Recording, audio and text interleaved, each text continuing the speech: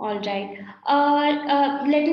So the agenda for today's discussion is I'm going to present the initial findings of our study for like 5 to 7 minutes. And then I'll let the panelists get started with everything. Shivali, do you want to go to the next slide?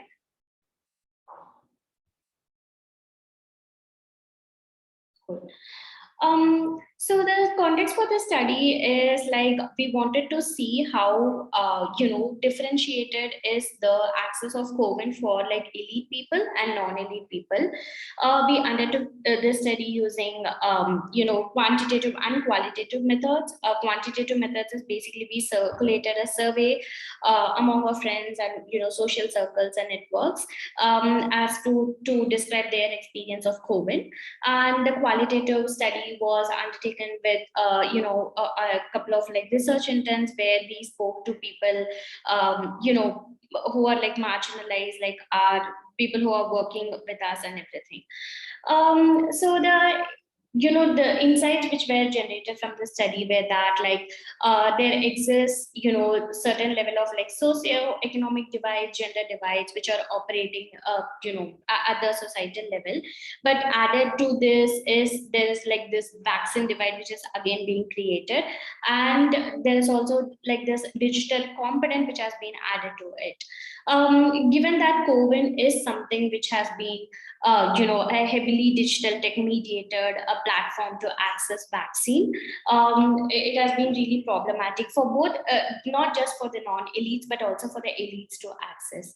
When it comes to like problems which have been like seen by the elites, is that the COVID interface has a lot of difficulties, like you have to log in every 15 minutes. There were a lot of OTP struggles in the initial days, privacy issues, and also there were process difficulties as to like there were not so many vaccine centers which were accessible to the elite people nearby itself.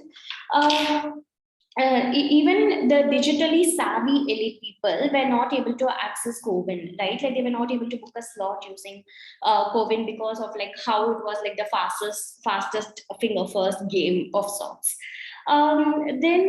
But the elite and also the old section within the elite and even within the non-elites, right? Old sections of the society relied heavily on the younger sections of the society to get their slots booked and everything. When we move on to the non-elite section, the non-elites mainly faced a problem of like lack of smartphones, which is they at one family had only like one smartphone for which you had to use to book the slots. And also people who are like daily wage laborers or like someone who for whom time was like really important, they were not able to spend time or allocate time in sitting and booking those slots, because that is like wages lost. The other thing is obviously, they were not like a consistent internet supply to book the slots. Again, the lack of vaccine infrastructure was a problem, where like inaccessibility of vaccination centers was a problem. Ability, again, I think like non-elite suffered from this problem of not able to digitally navigate the COVID app. Though the COVID app was released with multiple languages in the later stages, initially it was only English. Again, the other aspect also comes in for non-elite is the monetary ability, where a lot of them were not willing to, pay money, exorbitant amounts of money in the initial days to get vaccines.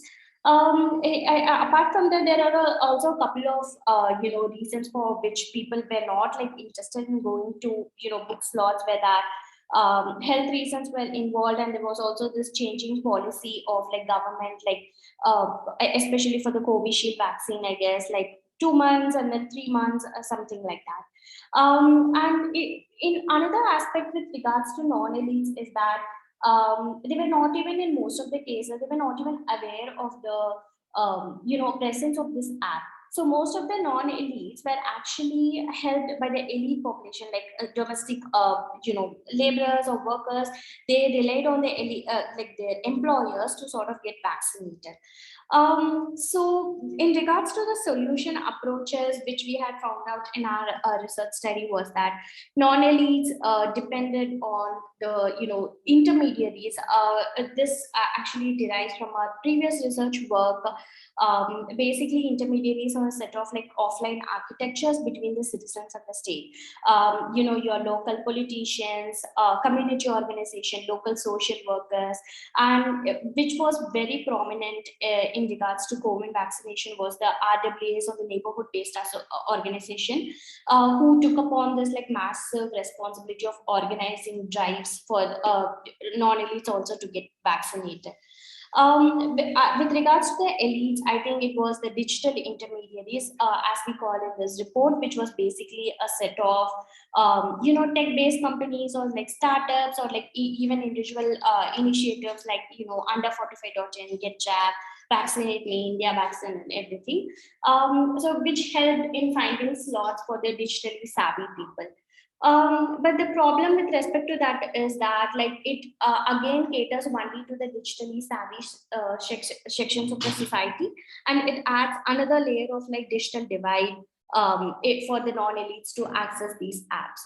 And given that these apps, which started out as like private initiatives and now is sort of like very prominent player in the market. I think Healthify Me acquired under 45 and other sort of all of these like vaccination slot notification apps. It's really important to see like how are these gonna digital intermediaries gonna evolve in the near future, right? Like what are the governance mechanisms? How are we thinking about privacy for the users? And as of now, I think all of these apps are like free, but how is it going to become paid in the future? All of those questions need to be, I think, discussed more. That is where like our research talks about it. And the panelists present today are like more than qualified to talk about it more. So with regards to the next, part of our discussion, I would want the panelists to, introduce themselves for about like 5 to 7 minutes, and then say like what are they working on, like how had their experience been with regards to COVID, and what were the problems they were seeing, and everything. For the panelists to talk, I'll obviously follow the alphabetical order. So, Akshay, if I could request you to just get a kickstart the conversation. Okay.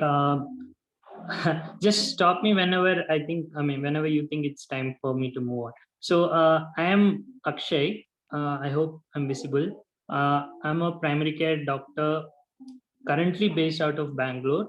I have previously worked in a rural hospital which catered to a lot of tribal people near Nagarhole in Mysore district.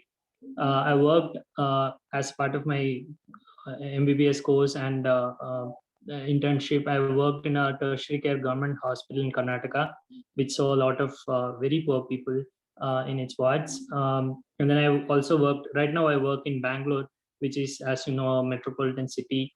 And I cater to very different kinds of people in my practice. I cater to the very rich, very ultra rich elite people, but I also find time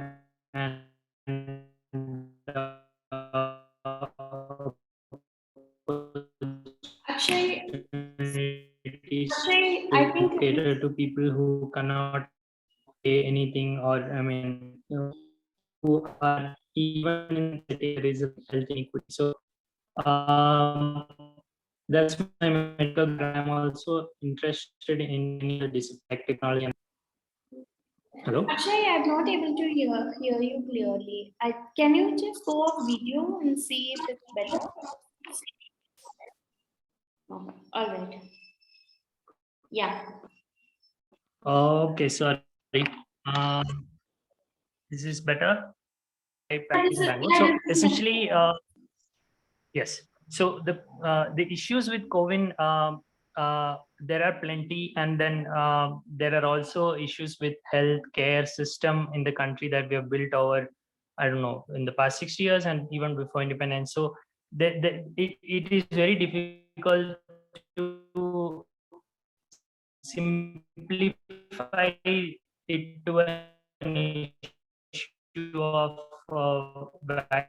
vaccine and digital transformation, but then we have to Actually, look at it from a historical perspective. And I'll just summarize the introduction with various things. There are, yeah.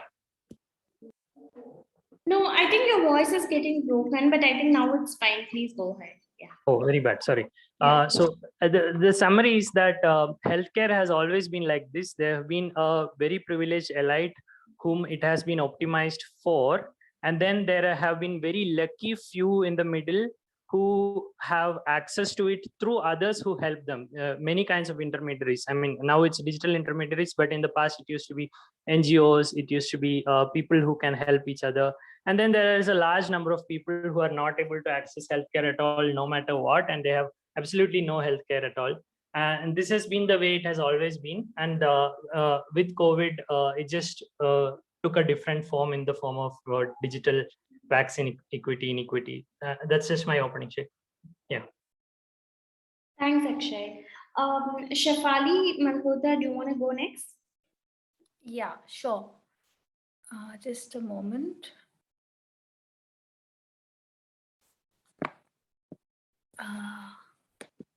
Yeah. Okay. Can you hear me? Yeah. Okay. So my name is Shifali Malhotra. I am a lawyer and political scientist by qualification. I work with the Center for Health Equity, Law and Policy at ILS in Pune at the moment. And I have had almost a decade of experience working as a health policy researcher, and I have essentially focused on public and private healthcare governance. And with the Center for Health Equity, Law and Policy, I have been focusing on digital health. So coming to what we have done regarding, how have we examined COVID? We've essentially tried to compare the COVID platform with other real-time monitoring projects that were launched prior to COVID in context of other vaccinations, and we've tried to sort of compare the two and see how does COVID differentiate itself. So in the context of the conversation today, which is about democratizing COVID, there are like briefly about 2 or 3 quick points that I'd like to make. So, when we talk about democratizing COVID, I think there are two main things that come to mind. One is how do we improve access, and second is how do we build trust. Now, when we come to access, there are two big problems, which is one of internet access and digital literacy. And initially when COVID was the only way to access vaccines, that was extremely problematic. And to some extent, the government course corrected that by allowing walk-ins at a later stage. But however, the problem of internet access still remains. And so to that extent, that COVID is only available online. That we see as as still a problem of access, especially in rural and hilly areas where connectivity is very, very poor. And to that extent, when we compare with other earlier RTM, real-time monitoring approaches that were taken, we did see that they did consider these things and made them available offline as well. In terms of trust, I think the most important thing is data protection. So the fact that India today doesn't have any data protection law remains an overarching concern. But even if we look at COVID, so initially with COVID, it was not clear what was the privacy policy. The government in February in Parliament announced that the privacy policy of NDHM will be that of COVID. And I think few months later, they came out with their own COVID has its own privacy policy now, which is also privacy policy which is generated, like it's an automatically automated policy generator. So it is not it has many deficiencies. So for instance, what is the purposes for which your information will be used? There is no, that is not clear. There is no grievance redress policy. There is no clarity on how data security will be maintained. And most worrisome is that sharing with data that is shared with third parties, COVID will not take responsibility for that data. So that becomes extremely problematic with different APIs coming out using by third parties through COVID, and where now data will start getting shared by third parties. So where COVID is no longer responsible, then what happens to our data security? And the other aspect of building trust is control, community control over data. So at this point, the way data is getting stored on COVID is in a very centralized and granular, centralized manner, that each and every detail of each and every individual is getting stored in a centralized server,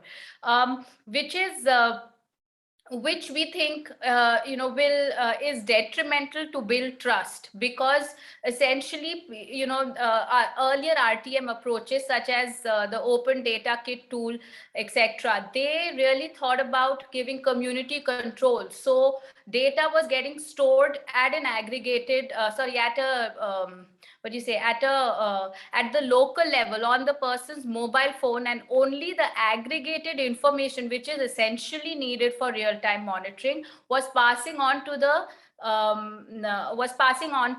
the centralized system. That is not happening with COVID, because that granular information is now getting stored, and so in that sense communities have no control over their data. And finally, just a few other things that I want to point out, the problems with COVID. Firstly is the issue of function creep that is happening. So for instance, using COVID to generate health IDs for people without their knowledge and consent. Then also other issues regarding technical glitches related to vaccination certificates. So we've seen a bunch of reports where people have not even gotten themselves vaccinated and have gotten vaccination certificates. These issues also are detriment. These issues reduce your trust in the whole system. So I still think there's these issues need to be addressed in order to have democratize COVID and have widespread access to the system. That's it. Thank you. Thanks, Shifali. Shyam, do you want to go? Sure. Hey folks, hope you can see me. So yeah, I'm Shyam. My day-to-day job, I'm a product manager at Freshworks. I'm an engineer at heart, and me and a bunch of people, three of us, built getjab.in, right? So we would fall under the digital intermediaries that Kani was kind of talking about, right? So yeah, I think I have some differing views, the folks on this panel here, and I think that's what makes it interesting, because if you all end up agreeing, then there's nothing much to talk about here. We started getjab.in because we are all a bunch of engineers, and we know engineering friends, and we are all on the same boat, right? Like everyone is trying to get a vaccine slot, and obviously you're not getting slots, and obviously you won't get slots because we are 130 crore people, and per day production was what, 1 million, 2 million vaccines, right? So that was obvious that would happen. But the interesting thing, which first time I think I've seen in government circles, is that they launched a public API, right? And which was public for anyone to access, right? Which obviously means that you don't get any personal information, but it's all aggregated information. And we noticed a lot of our friends, they were smart enough to write scripts and able to get notifications for themselves saying that when the slot nearest to their home opens, right? Like they know that this clinic near to their house is really convenient for them to go to, and they would want to get a slot there. So instead of manually checking, like non-tech people, they have written scripts to do it, right? So we were like, hey, that's great. We should also do that. But then we are like, okay, I mean, that's fine. But uh, when we say elite, right, I think even within elite, you need to break it into smaller chunks, right? This elite that we're talking about are extremely technically smart, right? They can consume APIs, they can scrape APIs, all of that, right? Even among the elite or non-elite, most 99% of the population obviously is not very capable of doing any of this, right? So we are like, hey, why not just build something which notifies people, right? Uh, when slots open up, right? And let's keep it as democratic as possible, in the sense that let's try to keep the entry barriers as low as possible and take the least amount of information as possible. And we're like, okay, if people want to get notified, they can just give us the email ID, and you will be notified when it is there. Obviously this means that a person has to have email, they should have internet to check it and all that, but this is a far lower entry barrier than you having to write Python scripts to scrape APIs, right? So we thought, hey, we have around 400 500 million people in India with access to internet and who have, like, a broadband connection. So I think that's a decent pool compared to, say, a few million who can write scripts to do this. So we built it out. We thought, like, there'll be a few thousand people who will try it out, and let's see how that goes. We just did it overnight, a couple of days, and we ended up getting, like, more than 500,000 people registering with us. We served millions of notifications, and we were able to, based on people's feedback, we were able to find out that around 15 to 20,000 people got vaccinated because of the alerts which we sent out, right? And a lot more may have gotten vaccinated, but they didn't come and tell us that they got vaccinated. So personally, a very gratifying thing. But some interesting insights. We thought that, hey, most of the people from urban areas will be using these kind of services, and rural areas may not have this much. At least that's a popular perception, right? Turns out we had users from every district in the country, apart from 7 districts. So we had coverage of around 720 districts in terms of people who are using it. And obviously, that also has the sampling bias, where people there who have internet and all that, they may be of the elite community, but even we were surprised at the spread of our user base. We did not have users from some few districts in Arunachal Pradesh.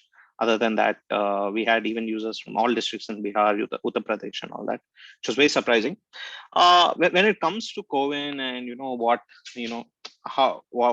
are the problems, I think Kani did a good job of explaining some of the things. But what I want people here to think about is, also think about what is the alternative, right?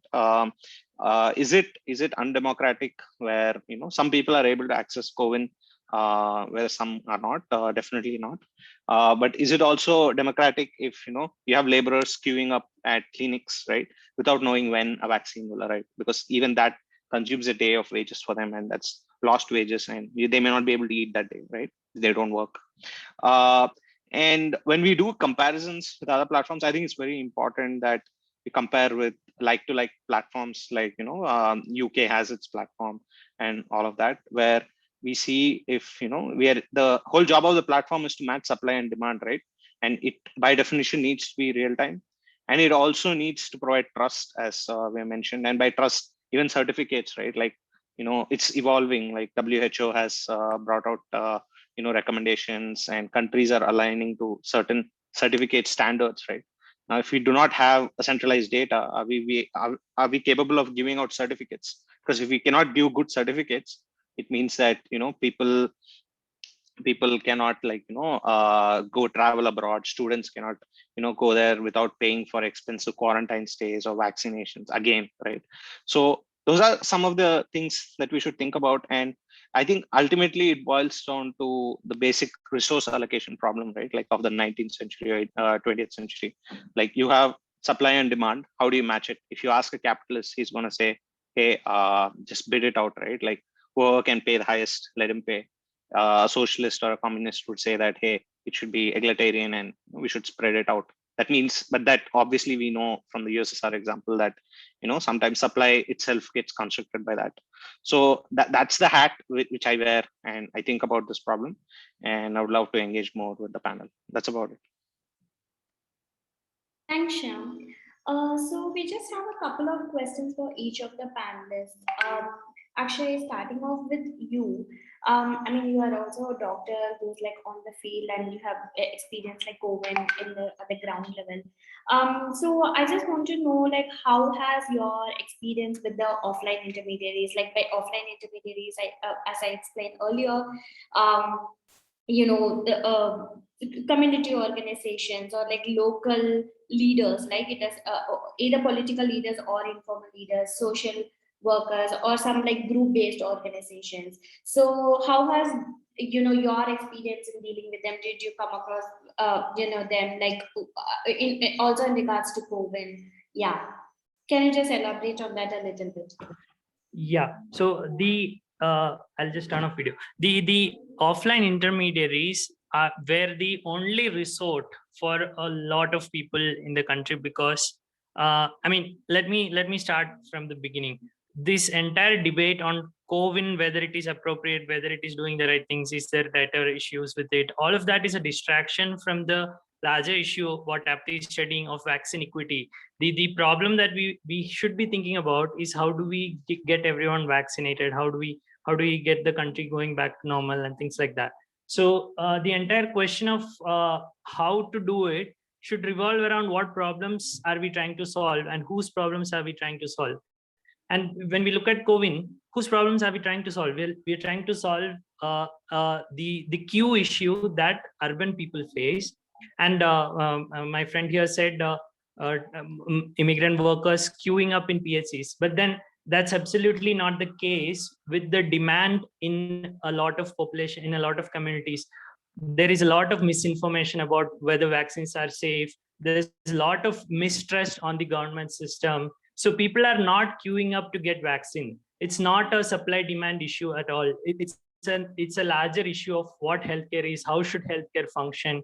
And when in that situation, what problems are COVID actually solving? COVID is solving none of those problems regarding misinformation, trust, and then there's the issue of coercion. People are being coerced into getting vaccine. If you don't get a vaccine, you're not going to get a ration card, you're not going to get employed. Why do all this happen? And the vaccination rates are falling now. Not every eligible Indian has been vaccinated, but the vaccination rates are falling. Why? What is the cause for all these problems? Because we have focused on solving the problems of the elite. We are focused on solving the problems that these people think are the problems in the real world. But then they're real problems for those set of people. But then the other set of people. So I have collaborators in rural Tamil Nadu, in rural Rajasthan, and in Chamarajanagar district of Karnataka. So what they have all seen is that people do not want vaccines. If you do not go and give it to them, they're not going to get it. They're not going to queue up anywhere. You have to bring them out outside their house, or you have to go inside their house and give it to them in their houses. Only then are they going to get the vaccines. So these are the real problems that intermediaries, offline intermediaries, have been solving. And they've been doing this for years. And it's not just for vaccine. Even before things, the whatever health issues in HIV care, in other STI infections, diseases, a lot of diabetes, hypertension, ophthalmologic issues, all of these, the offline intermediaries have been telling people, building trust over years and bringing people into the healthcare system. And that they have done during the COVID issues also. They have excellently tried to bridge the gap. Okay, thanks. Can I respond to that? Yeah, sure. Okay. So I greatly appreciate the people who have done this job, right, of offline intermediation, going to remote villages where there is like lack of access of even roads, right? We've all seen those images on social media, right, of healthcare workers, primary healthcare workers who are doing that. It's just this, that just because this is a problem does not mean there are no other problem. Nothing else in terms of problems, right? When the vaccination started, there was a problem of supply and demand, right? That's, let's face it, right? We are 130 crores, and we have few million vaccines coming out every day, so that's a problem, right? but that does not mean that is the problem today, right? As my friend was pointing out, that today there are no queues anywhere, right? Like even urban areas, rural areas, today there are no queues. And based on the latest, I think Ministry of Health update bulletin, there are 20 crore vaccine doses which are lying with the state governments, right? And that is not being used to vaccinate, people who are not vaccinated yet. And we have hundreds of millions of people who haven't gotten even their first dose, right? So, but the problem is that we cannot expect one magic bullet to solve all of it, right? Like COVID has been built to solve the problem of supply and demand. Now, if that is no longer a problem, then COVID, it's not COVID's job to do it. It is the Ministry of Health's job to do it. It is the social communities who need to address misinformation. And I'm perfectly aligned there, right? Because I have personally seen people who are very hesitant to take the vaccine. Like they have had a lot of misinformation.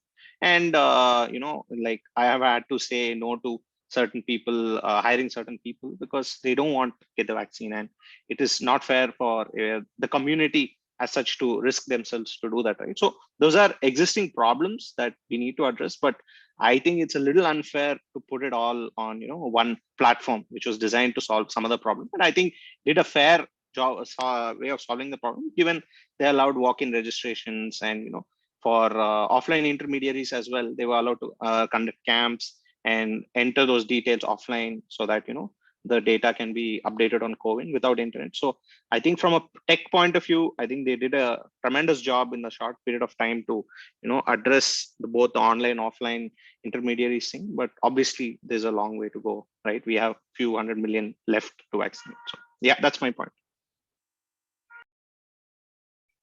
Shafali, I would want you to answer this question. So as you had mentioned, right, like Woven is like a centralized data collection, exercise of sorts, and then there's no data consent, which is inbuilt into this one. So can you elaborate on that? Like how would data consent will look with regards to marginalized communities, especially in the context of health data, and what do you see as something on those lines? Yeah. Okay. Yeah. So, see, the underlying thing when we discuss COVID is, if we want to democratize COVID, we need to focus on trust, building trust in the system itself. So, yeah, now coming to the two specific points on how centralized how do you give, so I focused on two things. One was on giving community control over data.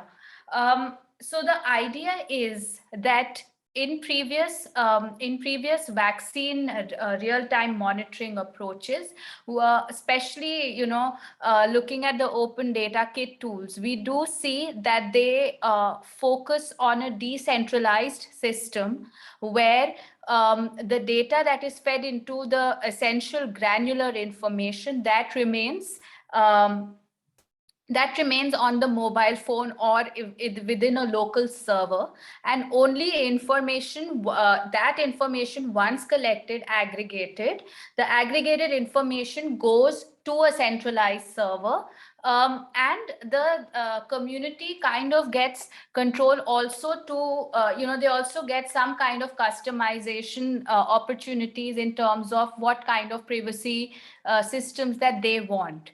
I think this will go a long way in helping to democratize COVID by building trust. But the larger issue here, I also think, is that there is no data protection law, and COVID's privacy systems are absolutely unclear. Earlier, when there was some noise raised about COVID not even having its own privacy policy, I think the Minister of State for Health in February said that COVID will be following the policy of privacy policy of National Digital Health Mission, which was the health data management policy. And I mean, to that extent, I mean, we have analyzed the health data management policy, and we see many deficiencies there. But even to that extent, even within that policy, I think CoWIN was neither taking consent, an express consent, which is required under health data management policy, neither giving a privacy notice about what are the privacy measures that are there to the individuals who were putting in their information, registering, and then data processing was happening. Now, few months later, a new CoWIN now today has its own privacy policy, which is one of, how most of the mobile apps, what they do, they take a automated privacy policy generator, and it's a similar, it's the same case for CoWIN, where the purposes for which information will be, the normal principles of recognized principles even under the GDPR, which talk about purpose limitation, data minimization, storage limitation, data and security protocols. Those essential elements are not there in that privacy policy. Grievance redress systems are not specified. What are the data security protocols? They are not specified. And when it comes to sharing of the CoWIN data with third parties, the privacy policy says that CoWIN will not be responsible for the data once it goes to a third party. And today we have CoWIN APIs, like for instance, the latest API, which is the KYC API, which, whereby third parties can ask for your proof of your vaccination in order to access services, private and public entities. So that data sharing will happen. And so what happens, like now, I mean, if you're expecting the consumer to go and look at the privacy systems of each and every entity that is now going to ask, it seems a bit unpractical to me, impractical to me. And finally, the other, the third main issue that we saw with CoWIN was, one is these technical glitches where people have not gotten vaccinated, or they've just booked an appointment, and before getting the actual vaccination, they're getting vaccination certificates, and I mean, there were many news reports where people were confused that how will they get vaccinated now, because they have a certificate, but they didn't really get the vaccination. And the second issue was of function creep that was happening, where people who were registering with using their Aadhaar numbers, they were automatically being given a UHID number without their knowledge, without their consent. So I think that improving these systems within CoWIN will help to build trust, and will also make it a more trustworthy systems. And I do think that there are previous approaches that were taken in other countries as well as in India, where they did consider. So I do think there is value in learning from them and seeing how we can improve these underlying problems that are there. Thank you. Thanks, Shefali. Shyam, I think I also outlined this when I was giving out the introductory remarks. So, how do you see such kind of digital intermediaries, right? Is there private ownership model to this, private profit model to this, and what are the governance mechanisms? If you could talk more on that, that would be helpful. I didn't quite get your question. Is your question around how these digital intermediaries may be for profit? Is that your question? Yeah. Okay. See, I think all the digital intermediaries that I have seen, or even for that matter, offline intermediaries, right? They're trying to solve a problem that is temporal in nature, right?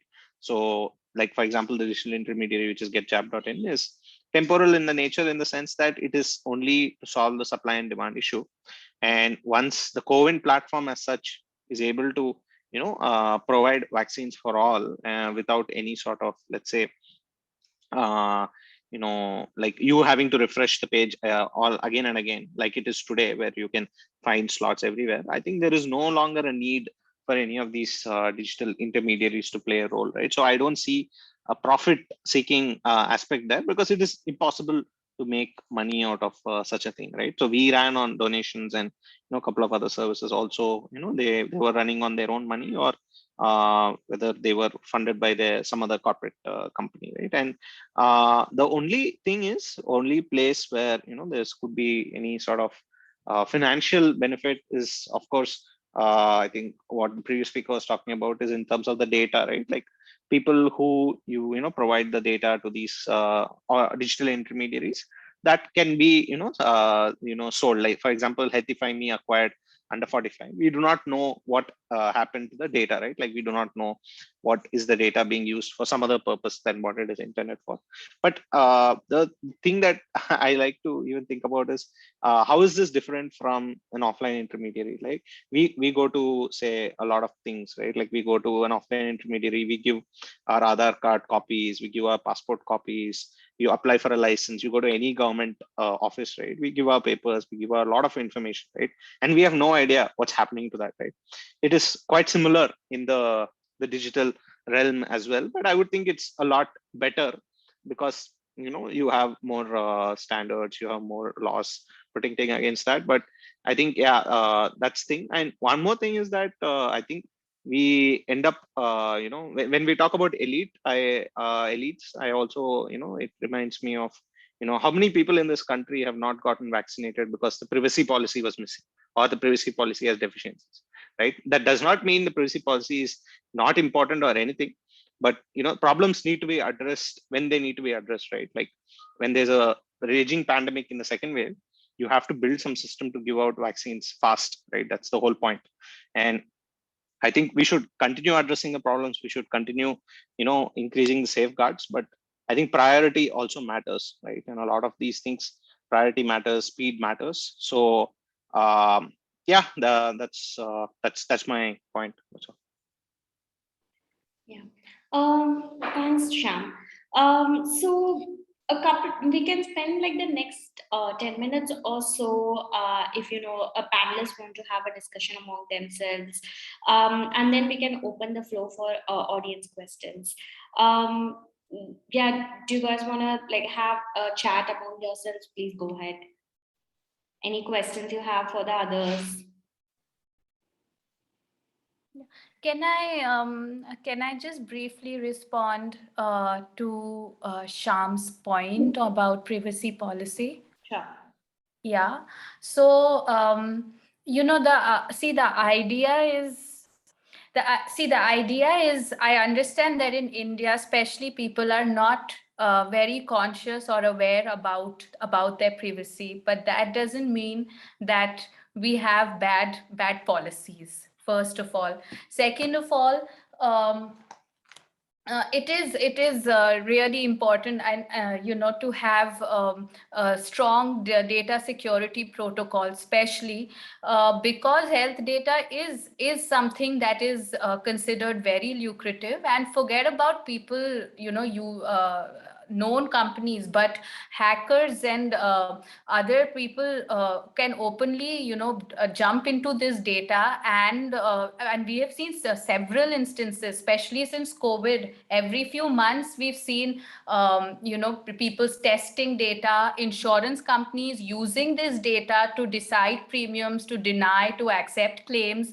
So it is I mean, I don't think it's fair to dismiss that point. And secondly, I understand that there was an urgency during the second wave, but firstly, COVID was the most problematic during the second wave because there were no slots. Now, I do agree that to a large extent that was a supply problem and not exactly a problem with COVID.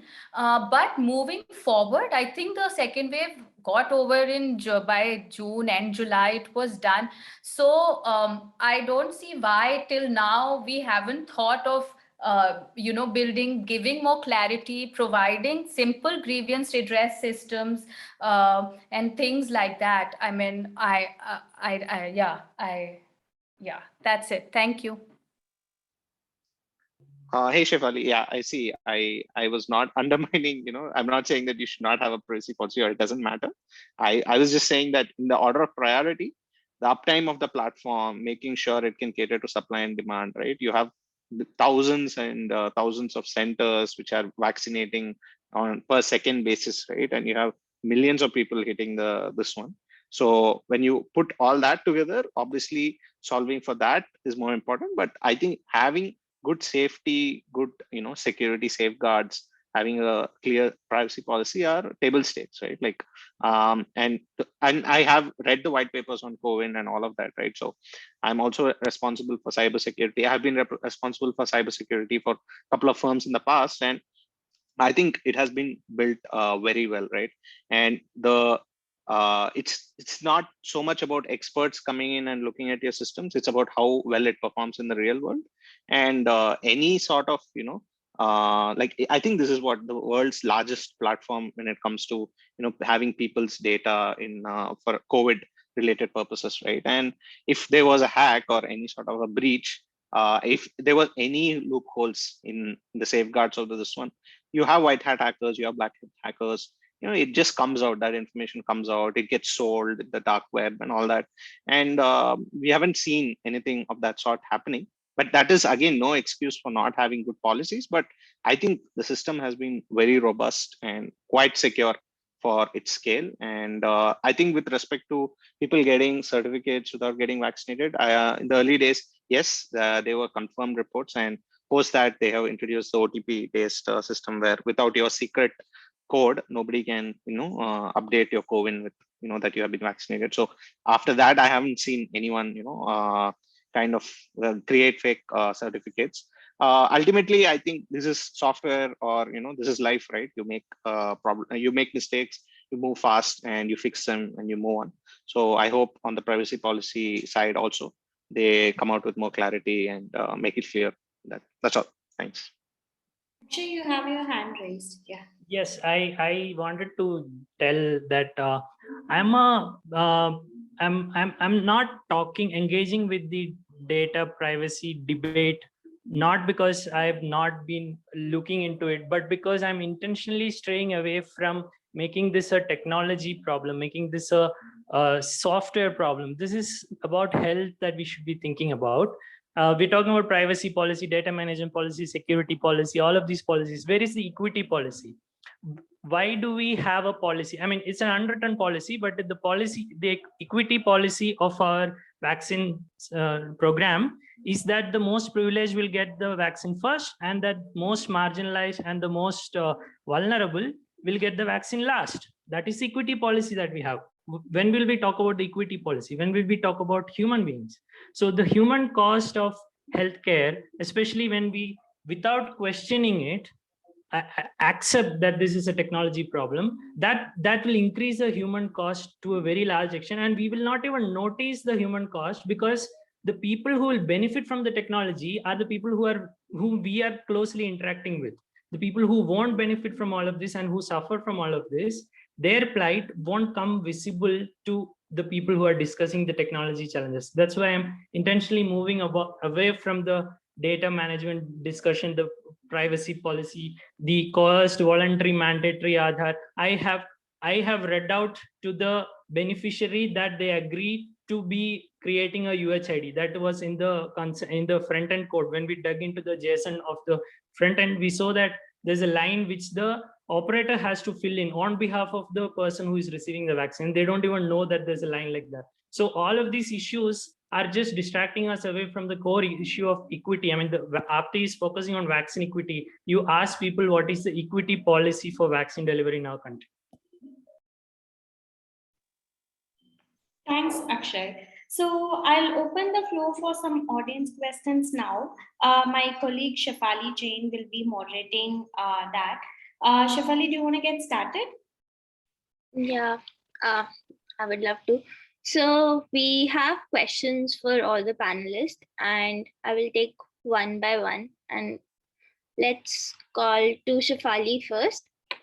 So Tanya asked some questions, Shefali, about the ODK platform. Could you link or mention the specific initiatives in which data was not stored centrally? And yeah, he wants a link to the ODK toolkit if you have one handy. Yeah, I'll just put it on the chat box. Just give me a moment. I'll do that. Could you also mention something about where the the data was stored, like in a community way, like not that like what are the decentralizations aspects Okay, of? so one way is to store the core granular level data on the mobile device itself, and once it's collected, it's aggregated. That aggregated data then goes to a centralized server. Yeah, in terms of examples, just give me one moment.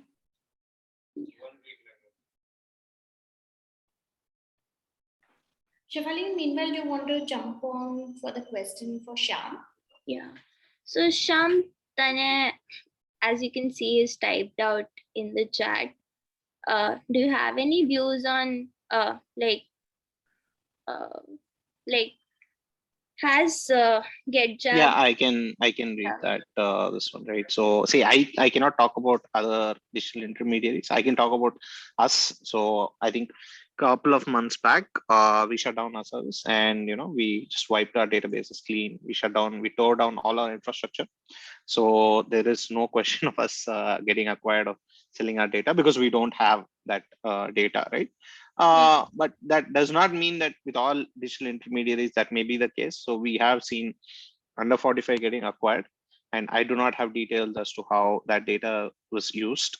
But ultimately, people who registered on that site, or who gave that information would have, or I don't know. It is up to the users who did it, and most of them accessed it using Telegram groups and things like that. So I do not see how much information as such, apart from your phone number, can go out. But yeah, that's my take on that. Thank you, Shyam. For Akshay, did you face any gender specific issues in regards to COVID? Yeah, I mean, it was already pointed out by Aapti and Kani's presentation that phone number and access to phone is a problem for in gender. I mean, especially women. They might be using their husband's phone, and even the number that they give, they're hesitant to give their own number. So the the certificate itself gets generated in someone else's number, and then these constant number switching and number changing. In rural areas, it did not play out that well, that in the same way, because they did not use COVID at all. In many areas, what happened is they're like, okay, COVID can go to hell, but we'll go and give the vaccine in the villages ourselves. And when that happened, what has happened is, if the vaccine was being given in the middle of the day, people who went out for work in the day wouldn't get a vaccine. So the gender might have played in opposite. If women were staying at homes, they would get vaccines more. So gender plays a critical role, of course, but it plays out very differently in very different settings, and changes even between families also, it changes. So Yeah. Tanin, do you want to follow up on any of the questions? No, thank you so much, everyone, for humoring me. They're very helpful. Chahat Rana has asked a couple of questions. Yeah. So they are asking, what do they think the role of these digital platforms in actually enhancing public healthcare in the first place? The government has pushed a lot of these digitization schemes now as answers to our public healthcare problems, like NDHM, COVID, Arogya Setu. But how do we actually see these enhancing the quality of public healthcare in India? Akshay, would you like to answer this?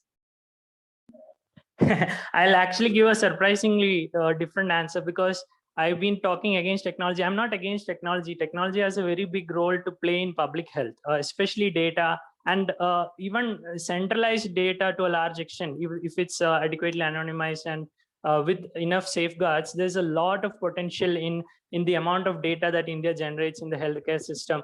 But then the only challenge with data is that we tend to produce very skewed data sets. We produce data sets. Again, it will be a problem of whose data will be generated and whose data will be used for what analysis.